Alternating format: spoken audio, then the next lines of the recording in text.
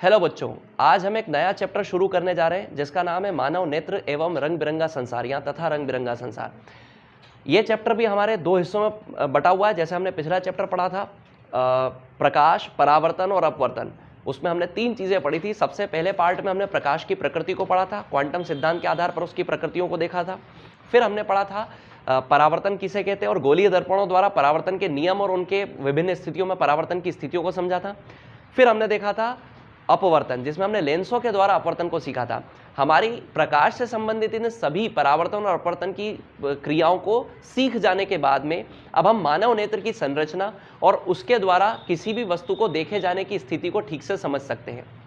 इस चैप्टर में हम लोग ना सिर्फ मानव नेत्र की संरचना सीखेंगे, मानव नेत्र के अंदर किस प्रकार किसी वस्तु का प्रतिबिंब बनता है, यानी कि हम किस प्रकार देख पाते हैं, हम ये भी सीखेंगे। और हम ये भी सीखेंगे कि इस रंग बिरंगे संसार में जो विभिन्न रंग बिखरे हुए हैं वो किस आधार पर बिखरे हुए हैं। यानी कि हम ये सीखेंगे इस चैप्टर में कि क्यों इंद्रधनुष में 7 रंग होते हैं, क्यों प्रिज्म के द्वारा जो श्वेत प्रकाश होता है, सूर्य का जो प्रकाश होता है या सफेद जो प्रकाश होता है, वो अपने 7 अवयवी रंगों में विभक्त हो जाता है। हम इस चैप्टर में सीखेंगे कि क्यों आसमान का रंग नीला होता है। हम ये सीखेंगे कि क्यों आकाश का रंग सुबह और शाम के वक्त जब सूर्योदय और सूर्यास्त होता है उस समय उसका रंग लाल होता है। हम ये भी सीखेंगे कि क्यों सूर्य का रंग सुबह और शाम के वक्त लाल होता है। हम ये भी सीखेंगे इस चैप्टर में कि क्यों तारे टिमटिमाते हैं। हम ये समझेंगे कि तारों के टिमटिमाने का अर्थ क्यों होता है। यहाँ हम ये भी जानेंगे कि ग्रह क्यों नहीं टिमटिमाते। तो ये कुछ साधारण सवाल हैं हमारे दैनिक जीवन से संबंधित जो हमारे मन में आते हैं, हमारी जिज्ञासाएं हैं। इस चैप्टर में हमारी ऐसी बहुत सारी छोटी छोटी जिज्ञासाएं शांत होंगी। हम विज्ञान के आधार पर उन जिज्ञासाओं का अंत करेंगे, हम समझेंगे कि उनके पीछे का कारण क्या है। सबसे पहले हमें इस चैप्टर में यह सीखना है कि मानव नेत्र किस प्रकार कार्य करता है या उसकी संरचना किस प्रकार की है। तो चलिए देखते हैं मानव नेत्र किस प्रकार कार्य करता है। सबसे पहले हम ये समझते हैं कि मानव नेत्र की संरचना कैसी है। तो मानव नेत्र एक लगभग गेंद के आकार का होता है, 2.3 सेंटीमीटर के आसपास इसका व्यास होता है। अगर मैं इस मानव नेत्र को आप लोगों को समझा रहा हूं तो मैं इसको इस तरीके से काट से समझा रहा हूं। मतलब अगर यहां से मैं इसको कट कर दूं तो मेरा मानव नेत्र इस तरीके से दिखाई देगा। तो हम इस तरीके से इसको समझने की कोशिश कर रहे हैं, इस मानव नेत्र की संरचना को समझने का प्रयास कर रहे हैं। सबसे पहले आप लोग समझिएगा कि मानव नेत्र में कौन कौन सी चीजें होती हैं। हमें हर एक शब्द का मतलब समझेंगे और उसके बाद हम लोग अगले टॉपिक पर हमारे चलेंगे। तो चलिए शुरू करते हैं। सबसे पहले सबसे बाहर की ओर स्वच्छ मंडल या कॉर्निया होता है। स्वच्छ मंडल या कॉर्निया एक पारदर्शी झिल्ली होती है जो नेत्र को बाहर की ओर से प्रोटेक्टेड रखती है। जब भी हमें हमारी आंख में कोई कचरा या कोई छोटा मोटा कीड़ा घुस जाता है तो हमें जो तेज दर्द होता है या जलन होती है वो इस कॉर्निया के प्रभावित होने के कारण ही होती है। इस कॉर्निया के अंदर बाकी की सारी चीजें सुरक्षित होती है। तो जो भी धूल के कण या जो भी चीजें हमारी आंखों से टकराती है वो सबसे पहले स्वच्छ मंडल या कॉर्निया पर आती है। इस पारदर्शी माध्यम के जस्ट भीतर अगर अपन देखें तो शुरुआत से अगर हम देखें तो नेत्रोद होता है। नेत्रोद एक जनरली एक पारदर्शी माध्यम होता है ये भी, जिसमें कुछ अलग अलग प्रकार के प्रोटीन भरे होते हैं। उसके बाद में बीचों बीच एक पुतली होती है। पुतली का अर्थ अगर मैं पुतली को सामने से दिखाऊं तो मैं पहले एक मानव नेत्र सामने से इस प्रकार बना देता हूं। ये हमारे आंखों का बीच वाला हिस्सा होता है जो गोलाकार होता है। और यदि किसी की आंखें बिल्कुल डार्क ब्लैक कलर की नहीं है तो हम उसकी आंखों में बीच में एक गड्ढा जो बिल्कुल ही डार्क कलर का होता है उसको देख सकते हैं। तो ये जो बिल्कुल डार्क कलर का जो गड्ढा होता है ये वास्तविकता में पुतली होती है। सामने से देखने पर वो गड्ढा ऐसा दिखता है, साइड से देखने पर वो पुतली होती है। पुतली का वास्तविक अर्थ ये है कि यहां से सारी प्रकाश किरणें हमारे नेत्र में अंदर जाती है। हमें अब तक ऐसा लगता था कि ये जो आसपास ये जो गोला होता है ये हमारा लेंस होता है। ये लेंस नहीं होता, जो हमें सामने से दिखाई देता है ये लेंस नहीं होता। लेंस वास्तविकता में नेत्र के अंदर होता है, ये इस जगह पर होता है। तो प्रकाश जब अंदर प्रवेश करता है नेत्र में तो इसी पुतली के माध्यम से प्रवेश करता है। तो आप ऐसा मान लीजिए कि पुतली क्या है, पुतली प्रकाश किरणों का प्रवेश द्वार है हमारे नेत्र के अंदर। यहां से प्रकाश किरणें प्रवेश करती है पुतली से। तो आप लोग ये देख पा रहे होंगे, अगर ध्यान से आप लोग देख पा रहे होंगे तो इस पुतली के ऊपर और नीचे 2 दीवारें बना रखी है। एक ऐसे ऊपर की तरफ जा रही है और एक ऊपर से नीचे की तरफ जा रही है। ये शटर की तरह लगने वाली पारितारिकाएं हैं या परितारिका होती है। परितारिका एक मांसपेशीय स्ट्रक्चर है या एक झिल्ली है जो क्या करती है, ये है परितारिका। सामने से देखने पर ये जो गोला है ना ये परितारिका होती है। तो परितारिका करती क्या है वो सुन लीजिए आप सारे बच्चों। परितारिका पुतली के आकार को नियंत्रित करती है। मैं एक साधारण बात बता रहा हूं कि परितारिका पुतली के आकार को नियंत्रित करती है। कैसे आकार को नियंत्रित करती है? परितारिका कुछ इस प्रकार की होती है। जब प्रकाश इस बीच वाले खाली जगह में से अंदर प्रवेश कर रहा है और अगर उसकी मात्रा अधिक है तो परितारिका इस प्रकार सिकुड़ जाती है, छोटी हो जाती है। ये जो काला घेरा है ये छोटा हो जाता है। जब ये छोटा होता है तो कम प्रकाश अंदर जा पाता है। मान लो कि ज़्यादा मात्रा में प्रकाश अंदर जा रहा है तो वो लेंस को या अंदर आँख को प्रभावित करेगा, तो उस प्रभाव से बचने के लिए ये जो परितारिकाएँ होती है सिकुड़ जाती है। और जब प्रकाश की मात्रा कम होती है, हम किसी अंधेरी जगह पर होते हैं, तो हमें अधिक से अधिक प्रकाश को अंदर भेजना पड़ता है ताकि हम चीज़ों को स्पष्ट देख सकें।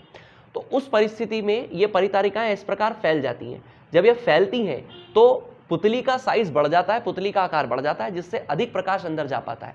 तो आप ऐसा समझ लीजिए कि जब बाहर प्रकाश अधिक होगा तो परितारिकाएं सिकुड़ जाएंगी ताकि पुतली का आकार छोटा हो जाए और कम प्रकाश अंदर जा पाए, यहाँ सही मात्रा में प्रकाश अंदर जा पाए। और जब हम किसी अंधेरी जगह पर होंगे जहाँ कम प्रकाश है तो परितारिकाएं फैल जाएंगी, जिससे वो जो कम प्रकाश है उसमें से भी ज़्यादा से ज़्यादा प्रकाश आंखों में प्रवेश कर सके, जिससे कि हमें स्पष्ट दिखाई दे सके अंधेरे में भी। तो परितारिका एक पेशीय डायफ्राम है जो पुतली के साइज को नियंत्रित करता है, खुद को सिकुड़कर या फैलाकर। तो परितारिका का काम आपको समझ में आ गया होगा। पुतली तो सिर्फ एक प्रवेश द्वार है, वो छोटा या बड़ा हो सकता है, इसके अलावा और कुछ भी नहीं करता। उसके बाद हम आते हैं इस लेंस पर, जो क्रिस्टलीय लेंस है। आपको आकार में ये एक उत्तल लेंस की तरह दिखाई दे रहा होगा।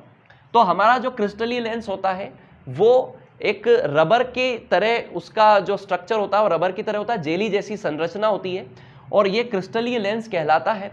ये लेंस एक उत्तल लेंस की भांति होता है क्योंकि इसका बीच वाला हिस्सा वक्रित होता है, बाहर की ओर वक्रित होता है, आसपास से पतला होता है।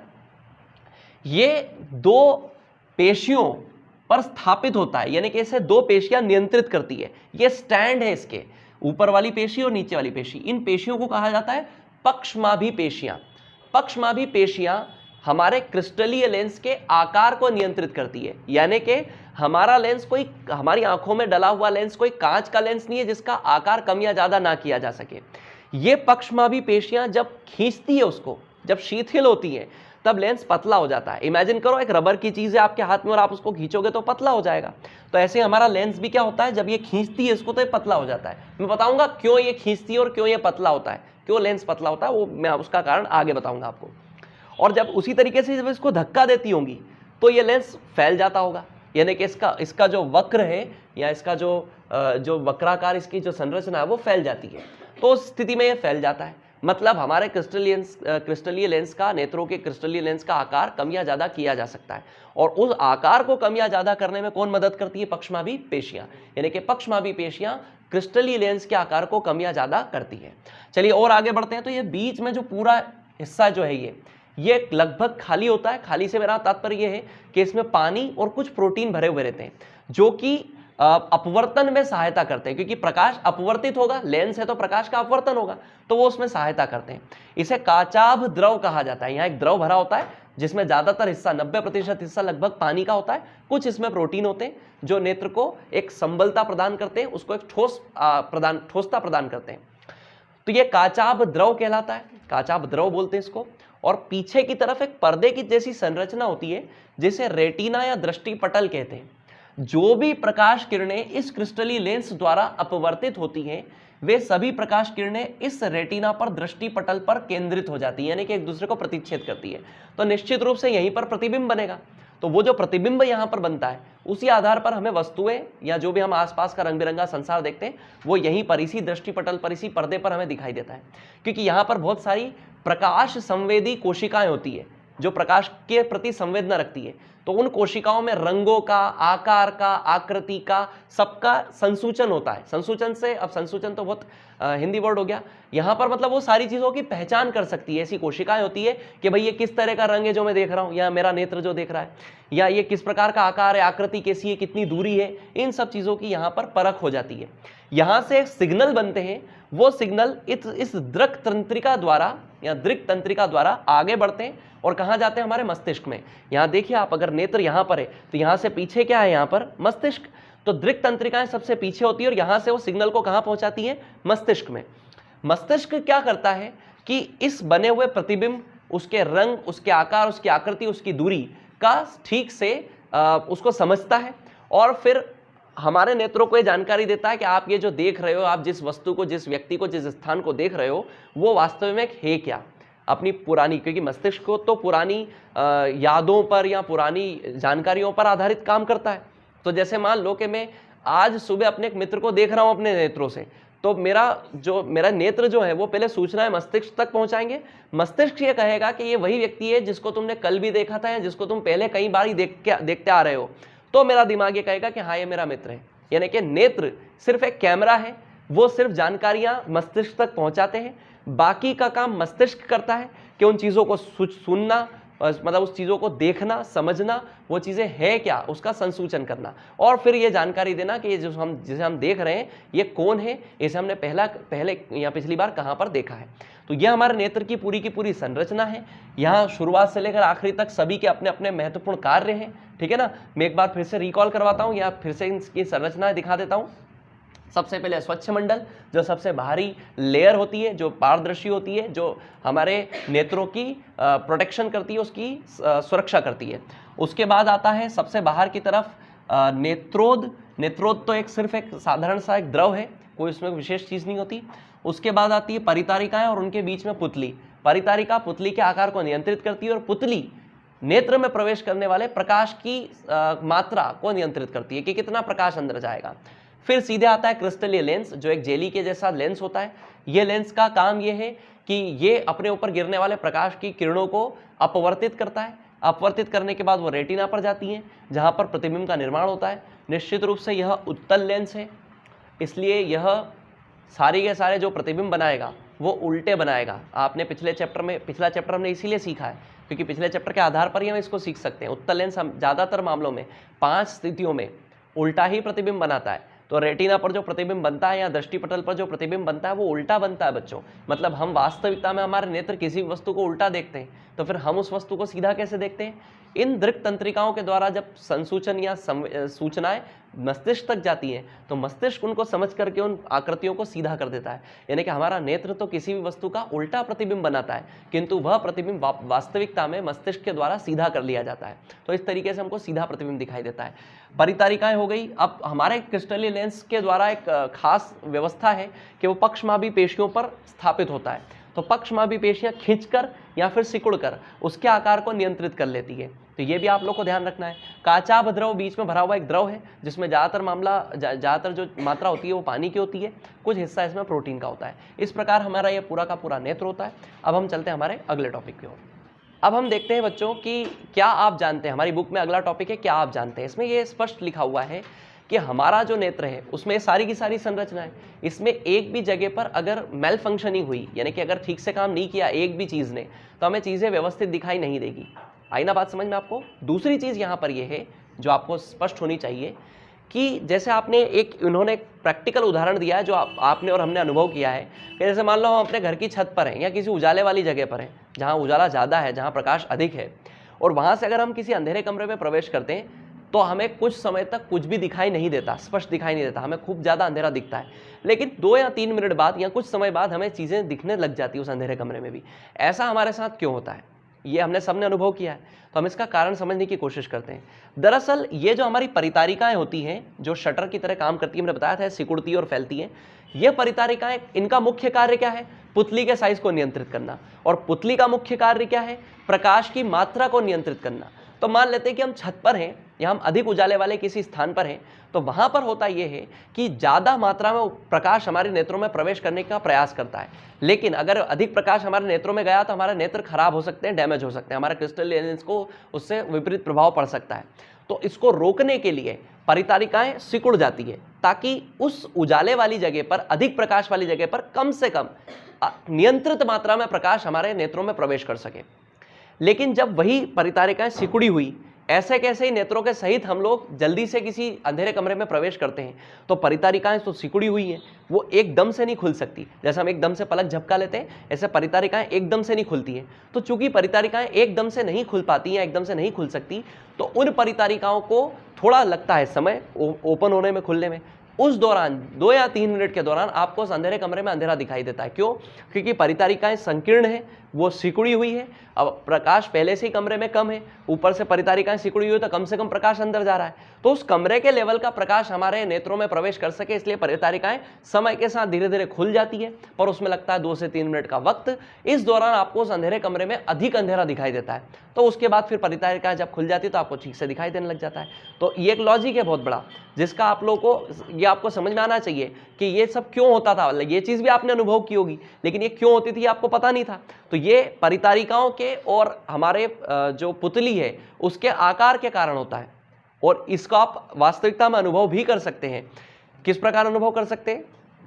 अपने किसी मित्र की जिसके नेत्र जो हैं या जिसकी आंखों की जो परितारिकाएं होती है उनका रंग जो है वो अगर काला ना हो, अगर और किसी रंग का हो, तो आप उसमें इस पुतली को स्पष्ट देख सकते हैं। तो आप पुतली के आकार की अलग अलग स्थितियां देख सकते हैं। जब आप उसको किसी उजाले या अधिक प्रकाश वाले स्थान पर ले जाएंगे तो उसकी परितारिकाएं यानी कि ये जो होल होगा, यानी कि जो ब्लैक वाला हिस्सा होगा, ये बहुत ही छोटा होगा क्योंकि वो उजाले वाली जगह में, तो परितारिकाएं सिकुड़ी हुई रहती है। लेकिन जब भी आप उसको किसी अंधेरे कमरे में रखेंगे या कम उजाले वाले कमरे में रखेंगे और किसी प्रकार प्रकाश की व्यवस्था करके आप उसकी इसी पुतली को फिर से देखेंगे, तो आपको इस पुतली का आकार काफ़ी बड़ा दिखाई देगा, यानी कि करीब करीब इस आकार का दिखाई देगा।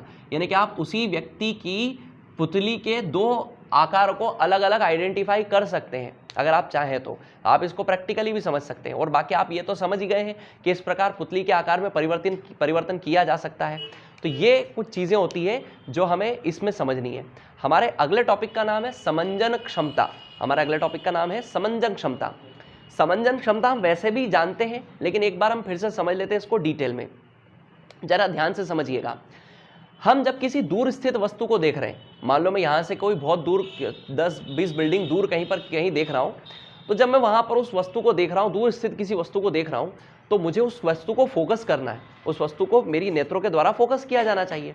तो जब मैं दूर स्थित किसी वस्तु को फोकस करने का प्रयास करता हूँ, तो मेरे नेत्र के जो लेंस है, मेरे नेत्र में जो क्रिस्टलिन लेंस लगे हुए हैं, मेरी पक्षमाभी पेशियाँ शिथिल हो जाती है और वो लेंस जो है वो खिंच जाता है। जब लेंस खिंच जाएगा तो वो पतला हो जाएगा, वो लेंस पतला हो जाएगा। पतला होने के कारण उसकी फोकस दूरी बढ़ जाएगी, जिससे वो दूर स्थित वस्तु को फोकस कर पाएगा, और इसी कारण से मैं दूर स्थित वस्तु को स्पष्ट देख पाता हूँ। ठीक है, ये एक चीज़ हो गई। पर उसी दौरान यदि मुझे मेरे मोबाइल में कोई सी चीज़ देखनी है या मुझे मेरी किताब में कुछ पढ़ना है, मैं दूर स्थित किसी वस्तु को देख रहा हूँ और अचानक से मैं पास स्थित मेरी किताब में से कुछ पढ़ने की कोशिश करता हूँ, तो अचानक से मैं अपनी किताब में स्थित उस वस्तु को भी पढ़ पाता हूँ। तो फिर उस दौरान क्या होगा कि मेरी वो जो पक्षमाभी पेशियाँ हैं, ये पक्षमाभी पेशियाँ ये धक्का लगाएंगी क्रिस्टली लेंस को, ताकि लेंस थोड़ा सा फैल जाए, वो अधिक वक्रित हो जाए। ऐसी स्थिति में मैं पास स्थित वस्तु को भी फोकस कर पाऊंगा। तो मतलब मैं दूर स्थित वस्तु को फोकस कर लेता हूं मेरी पक्षमाभी पेशियों को शिथिल करके और लेंस को पतला करके, और मैं पास स्थित वस्तु को भी फोकस कर लेता हूं मेरी पक्षमाभी पेशियों को सिकुड़कर मेरे लेंस को फैला करके।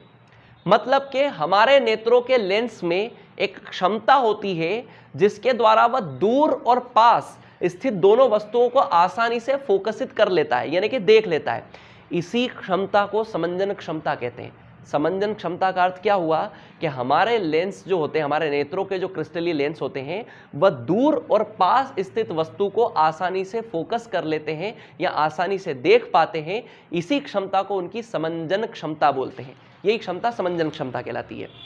अब इसमें कुछ और भी चीज़ें हैं जो आपको समझ में आनी चाहिए। जैसे आप एक चीज़ को और अनुभव करते होंगे कि जैसे अत्यधिक पास में अगर किसी वस्तु को रखा जाए तो आपको वो चीज़ धुंधली दिखेगी। बिल्कुल नेत्रों के पास रख देंगे तो वो चीज़ धुंधली दिखेगी, और आपके सिर पर उसका तनाव भी आएगा, आपका सर दर्द करने लगेगा अगर अधिक देर तक आपने ऐसा किया तो ऐसी स्थिति में हमें हमारे सर दर्द क्यों होता है, हमारे नेत्रों पर तनाव क्यों आता है, या हमें वो चीज़ें धुंधली क्यों दिखती है? क्योंकि हमारे नेत्र जब हम पास की चीज़ देख रहे हैं तो क्या हो रहा है, आप ध्यान से समझिए कि हमारे लेंस फैल रहे हैं, हमारे नेत्रों के लेंस फैल रहे हैं क्योंकि पक्षमाभी पेशियां धक्का लगा रही है। इमेजिन करना, आप लोग ध्यान रखना कि जब हम पास देख रहे हैं ना, तब पक्षमाभी पेशियां धक्का लगाती है और लेंस फैल जाता है।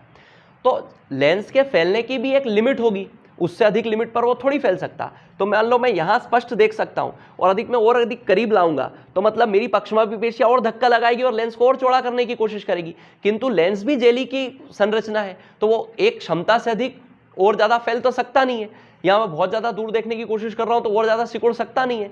तो एक लिमिट होती है, पास स्थित वस्तुओं को देखने की भी एक लिमिट होती है। ये लिमिट जो है ये निकट बिंदु कहलाता है। हम अपने नेत्रों से 25 सेंटीमीटर दूर रखी किसी वस्तु को स्पष्ट बिना किसी तनाव के देख सकते हैं।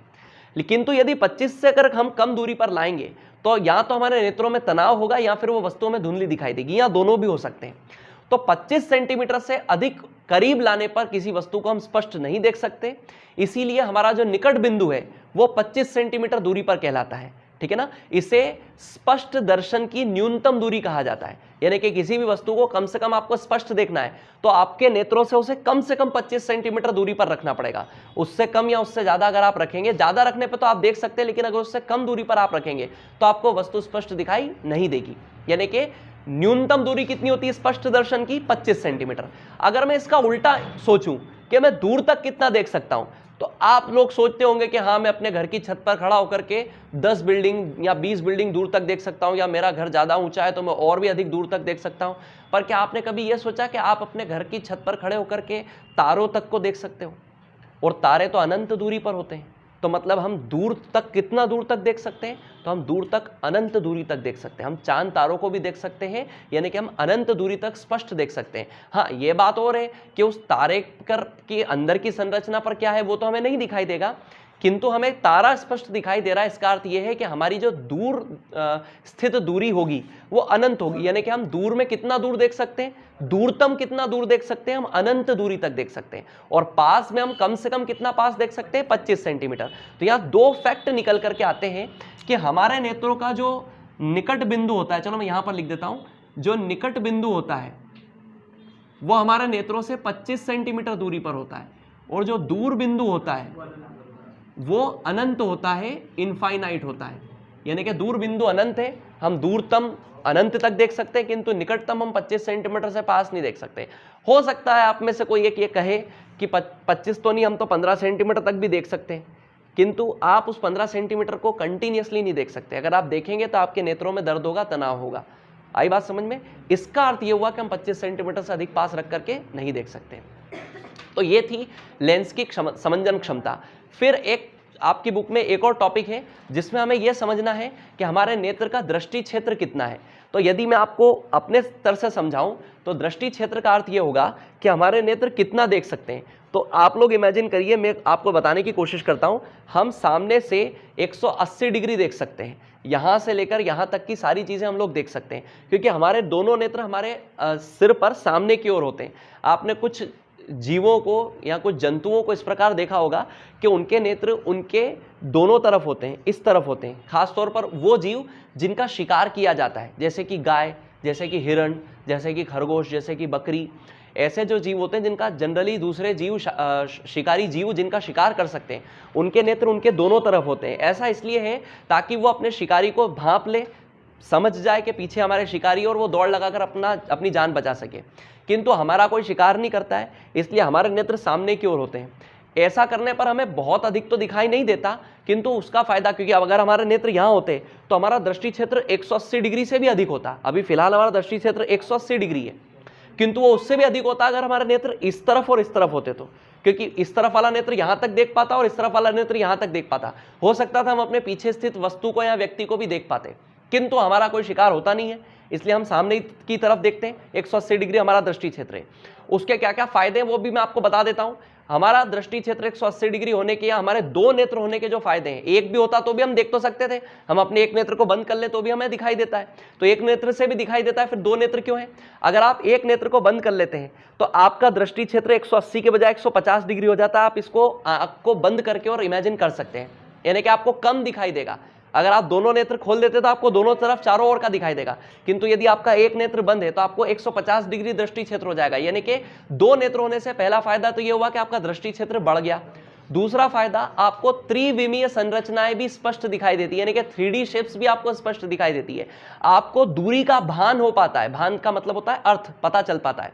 यानी कि यदि एक ही नेत्र है तो हम स्पष्ट दूरी पता नहीं कर सकते किसी वस्तु से कि हमारी स्पष्ट दूरी कितनी है, किंतु यदि हमारे दो नेत्र हैं तो दो नेत्रों से हमारा फायदा ये होता है, हमको फायदा ये होता है कि हम दूरी का पता लगा पाते हैं। हम ये पता लगा पाते हैं कि ये संसार जो है वो 3D है, ना कि 2D है।